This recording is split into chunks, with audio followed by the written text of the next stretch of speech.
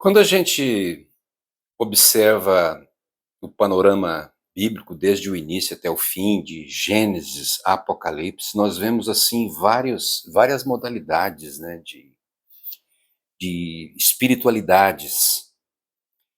E a gente acaba às vezes até se esquecendo de que em Cristo tudo se cumpre e Jesus de forma gloriosa, de forma estratégica, de forma bela, ele otimiza toda essa questão da espiritualidade, resumindo, de certa forma, os 10 mandamentos, dizendo que o intuito humano é de adorar ao Criador, ao Senhor como o único Deus e ao próximo, como se fosse nós mesmos.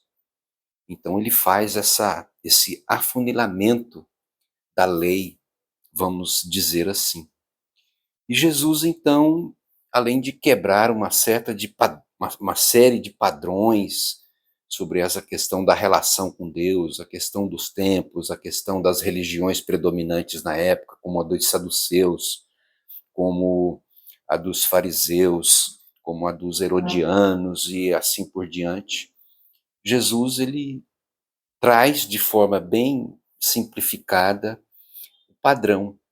E talvez a o ponto mais tênue, marcante da proposta de Jesus em relação a esse projeto sobrenatural de espiritualidade, está em cima daquele texto que ele diz que quando orares, entra no teu quarto em secreto, e o teu pai que vê em secreto, ele vai te recompensar.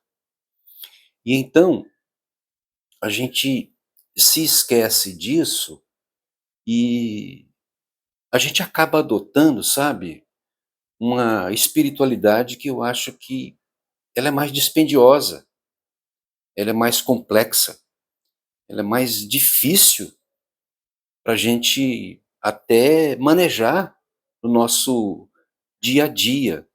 E eu gostaria aqui de trazer uma reflexão sobre uma modalidade, um projeto de espiritualidade que Jesus propõe, a qual poucos querem. Pensa sobre isso, a espiritualidade que poucos querem. E que modalidade de espiritualidade é essa? Eu acredito que, em primeiro lugar, é a chamada espiritualidade íntima. Está relacionado com o nosso íntimo. E, e essa é a espiritualidade onde a gente entra naquele processo assim, quase que de reclusão, e no silêncio a gente abre os ouvidos do coração, abre os ouvidos da alma para poder ouvir. E isso vai, assim, sabe, bate de frente com esse nosso modelo ocidental, né, praticado aí pela maioria das religiões, aonde todo o conceito de espiritualidade, ou especificamente sobre oração, ele está relacionado à fala, né? Nós somos muito falantes, então o que é oração? Oração é você começar, Senhor nosso Deus, e terminando em nome de Jesus, amém, põe um ponto final, é como se a gente estivesse numa ligação no telefone, em que a gente fala, fala, fala, e quando a gente precisava ouvir, então a gente prefere bater o telefone aí na cara de Deus. E somos falantes, e a gente não consegue entrar no silêncio e ouvir Deus falando, assim como diz a Bíblia que o Espírito de Deus pairava sobre o abismo, e a gente não aprendeu que esse momento delicado, esse momento do silêncio é o momento onde Deus ele trabalha nos nossos pensamentos, nas nossas ideias, aonde dos céus caem às vezes aquele insight, aquela realidade da qual nós não tínhamos muita noção e cujos barulhos acabam atropelando e passando por cima de tudo. E então ele trabalha nesse silêncio trazendo conforto. E às vezes, nesse caminho, nós somos quase que capazes de ouvir no silêncio a voz de Deus. Então nós quebramos por completo essa modalidade de entrar no quarto em secreto. Não precisa dizer para ninguém. E Deus que está em secreto, daquela forma sutil, Ele vai nos compensar, né? Segundo, nós desenvolvemos uma modalidade de espiritualidade que tem um lugar, e esse lugar não é, né, simbolicamente o quarto. Ele está geralmente relacionado ao padrão das quatro paredes, porque parece que já decidimos que a única forma de desenvolvermos a nossa espiritualidade não é na nossa individualidade, mas através de uma coletividade. É essa necessidade da gente estar naquele lugar onde acontece as reuniões, onde acontece a missa, onde acontece o culto, onde as coisas se desenvolvem ali, no sentido de trazer alguma coisa dos céus para nós, seja através da oração, seja através do louvor, seja através de uma pregação. Então, a gente estabelece essa modalidade mais difícil, que é sair de casa, que é botar sua roupa, ir para aquele local, sentar às vezes naquele banco que não é tão confortável, ao invés de nós desenvolvermos essa espiritualidade que sim tem um lugar, mas que não é esse lugar que eu estou aqui relatando. Eu diria que uma outra modalidade é a modalidade com o dia e a hora marcada, né, que tem a ver também com esse tópico anterior, porque parece que nós marcamos aquele encontro com Deus e ali ocupamos às vezes uma hora e meia, duas, tem comunidades que vão até 3 horas, e a pergunta que fica para nós é a seguinte: e o resto do tempo? E o resto do dia? Ou e o resto dos dias da semana e dos meses?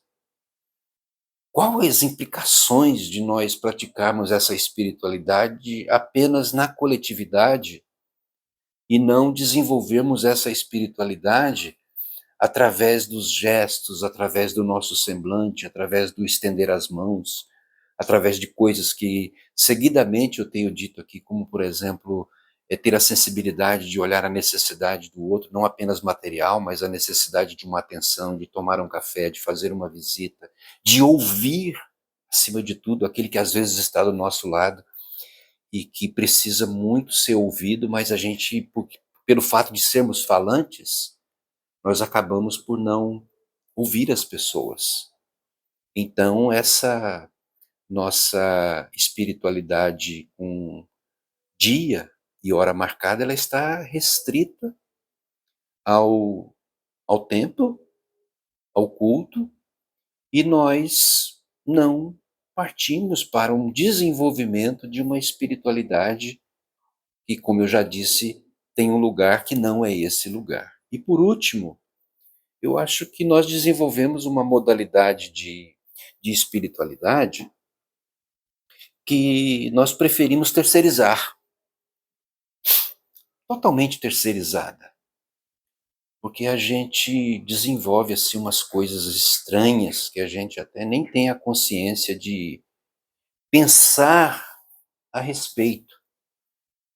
Você já observou o quanto que a gente venera pessoas, o quanto que a gente admira a pregação do pastor fulano de tal, do quanto que a gente às vezes até sem querer vangloria pelo fato de fazer parte da comunidade tal, e do quanto que parece que nos tornamos dependentes, né, daquele alimento espiritual que só parte dessas pessoas, e a gente fica totalmente encantado, né, nós ficamos encantados com os figurões, aqueles que são a bola da vez, aqueles que são convidados para os aniversários da igreja, para os eventos, para toda a festividade especial que tem na igreja.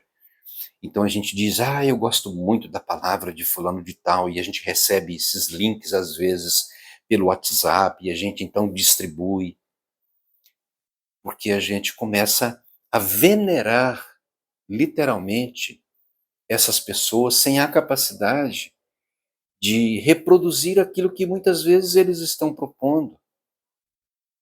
E esse processo de endeusamento, ele é estranho, porque a gente atribui a eles uma espécie de endeusamento e a gente se esquece de que são pessoas como a gente. O fato de eles, por exemplo, terem aceitado ali o chamado, a vocação, de estarem naquela posição de pregador, né, que aquele que exerce a homilia, não traz esses poderes. Eu, por exemplo, passei a vida praticamente toda dizendo às pessoas, olha, não se iludam comigo. Eu me conheço, eu sei quem eu sou. Vocês é que acham que eu sou para além daquilo que eu sou e eu me conheço. Vocês acham que me conhecem e vocês não me conhecem. Por isso que as pessoas são tão escandalizantes quando percebem que na fraqueza humana líderes também são vulneráveis, são pecadores. E a gente então cresce, a gente permite que cresça uma veneração, uma admiração tão grande, ao ponto, por exemplo, de que quando acontece alguma coisa, a gente queima essas pessoas para sempre. Eu sei que na mente, no coração, na alma de muitas pessoas aí, eu sou completamente queimado pela minha própria história, como se eu tivesse apenas defeitos, como se apenas eu tivesse fracassos e que não tivesse implementado nunca de bom na minha própria vida. Então, a gente terceiriza. Esse é o ponto aqui. A gente terceiriza e a gente paga caro, inclusive sob o aspecto financeiro. Eu estou falando de money, estou falando de cash, né? Porque muitas das coisas que a gente poderia fazer, não apenas daquilo que está sobrando, mas daquilo que às vezes é uma coisa da gente que você poderia dizer, olha, eu vou abrir mão de algo e vou ajudar alguém, e eu sei que isso não vai me fazer falta, nós preferimos terceirizar. É por isso que a gente cria esse vínculo tão forte com essa questão da oferta, da contribuição, do nosso dízimo. E, e a gente se esquece que muitas das vezes isso está aí, dependendo da comunidade, você está engordando e enriquecendo os líderes que são mau caráter. Ou então, quando tem um pouquinho de seriedade naqueles que fazem parte de denominações sérias, eles vão investir em propriedade, em templos, vão investir em coisas materiais. E que muitas das vezes a estrutura, ela acaba se tornando mais interessante, mais importante do que qualquer outra coisa. E por conta dessa terceirização, nós anulamos todo e qualquer papel no sentido de nós fazermos a justiça, de também trazermos à tona aquele padrão de espiritualidade do Sermão da Montanha, onde Jesus disse que bem-aventurados são aqueles que têm sede e fome de justiça. E você pode, num bom sentido, fazer justiça com as suas próprias mãos, não no sentido de vingança, mas no sentido de abençoar as pessoas. Só que por conta de você já ter feito a sua contribuição mensal, de você já ter se expurgado, né? Porque parece que essa vida religiosa é um verdadeiro purgatório, aquele momento que você transfere o Pix, o que você antigamente se colocava no envelope, o cheque, se fazia a sua contribuição através de transferências bancárias. Hoje você joga o Pix e você diz, tirei esse peso da minha consciência. E a partir daí, então, você anula toda e qualquer possibilidade de você olhar para os lados, de você perceber que esse modelo que Jesus propõe é o modelo da parábola do bom samaritano, de você acolher a pessoa que está à beira do caminho, de você estar alerta e atento à vida e não perder nenhum tipo de oportunidade de fazer o bem. E a palavra diz, não nos cansemos, pois, de fazer o bem. Porque fazer o bem é muito melhor do que receber o bem. Dar é melhor, doar é melhor do que receber. E é um tipo de experiência que a gente só terá tão somente se a gente exercer. É por isso que essa modalidade de espiritualidade é essa que eu estou descrevendo aqui. É a espiritualidade que todos querem. É uma espiritualidade que nós transformamos em tradição, não mais conseguimos nos libertar dela, transformamos literalmente em religião e nos tornamos seres que não fazem diferença na vida das pessoas. Pensa comigo aqui. Quantos cristãos, qual a verdadeira estatística do IBGE em relação ao número de pessoas que estão nas mais variadas comunidades, estão vivendo as suas coletividades a quatro paredes, desenvolvendo a sua chamada espiritualidade, a qual eu chamo de religiosidade, mas que não faz diferença na vida de pessoas e muito menos na sociedade? Será que um país cristão, um país evangélico, como se tornou o Brasil, não poderia fazer diferença, muito mais do que tem feito aqui? Dificilmente eu vejo resultado na vida de pessoas que o observo, que não exerce misericórdia, e quero bater nesse ponto aqui. O grau de hospitalidade, o grau de abertura, como abrir a mão e estender para poder ajudar os outros, valorizar aqueles, investir naqueles que fazem o bem, que falam a respeito do bem e que provocam mudança significativa na vida das pessoas. Essa espiritualidade que eu estou falando aqui é uma espiritualidade que faz parte dos seus desejos? Ou você também se enquadra nesse meu título aqui, que é essa modalidade da qual eu estou falando aqui, é o tipo de espiritualidade que poucos querem? Você faz parte desses poucos ou você faz parte dessa multidão que simplesmente estabelece o lugar da bênção, o dia da bênção, a hora da bênção, que não é o seu próprio quarto, e que, acima de tudo, estabelece a bênção como um evento, como um local de multidão?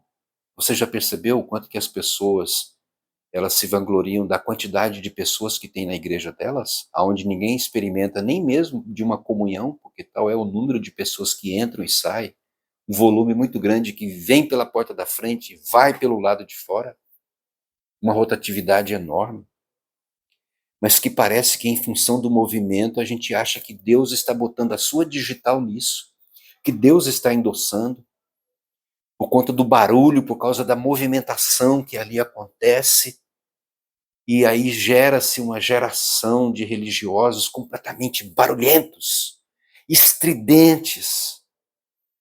Eu, particularmente, há muitos anos, desculpem, eu não suporto mais isso. As pessoas às vezes perguntam assim, mas você perdeu a fé? Eu digo, não, não perdi a fé. Eu perdi a paciência.